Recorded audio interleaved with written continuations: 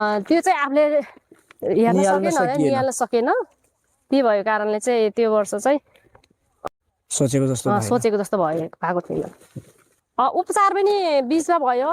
त्यसपछि चाहिँ त्यो उपचार गर्दै गर्दा अनि फेरि मेरो श्रीमानले चाहिँ त्यो हुन्छ धामी झाँक्री हजुर त्यहाँसम्म पनि पुर्याउनु भयो अनि उपचार पनि भयो अनि हस्पिटलाइज। हजुर हस्पिटल पनि भयो तर भए पनि चाहिँ मलाई चाहिँ सन्चो लागेन। अनि पछि कसरी निको हुनुभयो त?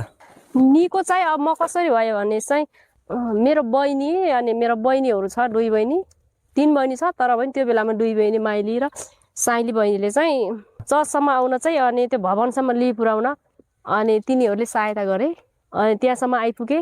1 महिना मलाई चाहिँ 1 महिना पछि पुरै म चङ्गाई भइसकेको थिएँ अनि अहिले चाहिँ म पहिलेको जस्तो पहिलेको भनेपछि तपाईँ विश्वासी हुनुहुन्छ? हजुर म विश्वासी। त्यसमा अहिले तपाईँहरूको सम्पूर्ण परिवार चाहिँ विश्वासी हुनुहुन्छ? मेरो परिवार हुनुहुन्न अनि मेरो श्रीमान विश्वासी हुनुहुन्न अनि मेरो छोरी बाबु पनि छैन विश्वास गरेका छैन अनि छोरी र म चाहिँ विश्वास गरेका छौँ परमेश्वरलाई चिनेका छौँ। तपाईँहरू चाहिँ परमेश्वरमा हुनुहुन्छ? हजुर। अनि श्रीमानले के भन्नुहुन्छ यसमा? श्रीमानले चाहिँ उहाँलाई चाहिँ मन पर्दैन। मतलब उहाँले चाहिँ अलि इन्कार नै गर्नुहुन्छ? यो धर्म भन्नुहुन्छ उहाँले। हजुर। खास गरी धर्म नभएर चाहिँ तपाईँ के भन्न चाहनुहुन्छ? यो धर्म परिवर्तन भन्छ नि त प्रायः जसोले।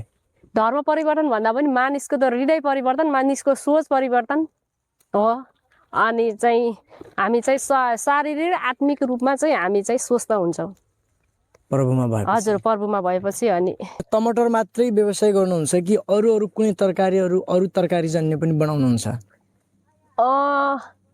अरू त खासै लगाइन्न भाइ। यो चाहिँ हामीले वैशाखमा या हामी चाहिँ कसैले चाहिँ वैशाखमै लाउँछौँ भने चाहिँ कसैले चाहिँ अब यतिखेरबाट सुरु सक्नु भएको छ काँक्रा लगाउन। अनि काँक्रा पछि फेरि यसैमा हामी टमाटर लगाउँछौँ। अब काँक्रा चाहिँ हामीले यता उसबाट जेठबाट सुरु गर्छौँ। जेठ असार कसैले चाहिँ रोजगारी दिएर उनीहरूले खुवाएर आफूले खाएर चाहिँ त्यस्तरी बचत नभए पनि हामीले चाहिँ त्यो बराबरमा तटस्थ सही बटाउँदाखेरि चाहिँ कमाइ हाम्रो जस्तो मौसम अनुसार जस्तो हामीले 50-40 रेगुलर हामीले बेच्नु पायो भनेपछि लगभग कति 3 महिना बेच्नु पायो भनेपछि चाहिँ 8 त तपाईँको बच्छ खर्च घटाएर पनि बच्छ। त्यो त खेती अनुसार हुन्छ है। अब तपाईँले सबभन्दा हाई जेस्ट चाहिँ म यो सालमा हाई जेस्ट कति आयो? 2 बिघामा जस्तो मैले 2 बिघामा गरेँ होइन खेती जम्मा मैले चाहिँ अनि 25 लाख। हजुर। यसो अनुमान गर्दाखेरि अनुमान भन्दा नि त्यो के भन्छ हिसाब गर्दाखेरि खर्च गरेर गर्दाखेरि मेरो खर्च चाहिँ तपाईँको 2 बिघामा 10 लागिसक्यो अनि त्यसमा चाहिँ अहिले चाहिँ मेरो बजेट गर्दाखेरि खर्च घटाएर भयो तपाईँको के भन्छ भने 15 लाख बच्यो। 15 लाख बच्यो यो साल। 3 महिनामा 25 लाख कमाउनु भयो? हजुर। अनि त्यसमा सालमा राम्रो रेट पाएको कारणले एकदम तपाईँलाई बढाइ छ। हजुर। अनि त्यसपछि त्यो 3 महिनामा 2 बिघाबाट तपाईँले 25 लाख आम्दानी गर्नुभयो। मान्छेले वर्षेनी काम गरेर पनि 15 लाख त उस्तै हो 1,50,000 नि कमाउन नसक्ने अवस्था छ नेपालको अवस्थामा। हजुर त्यो अवस्था छ। हजुर। यो साल चाहिँ राम्रो भयो तर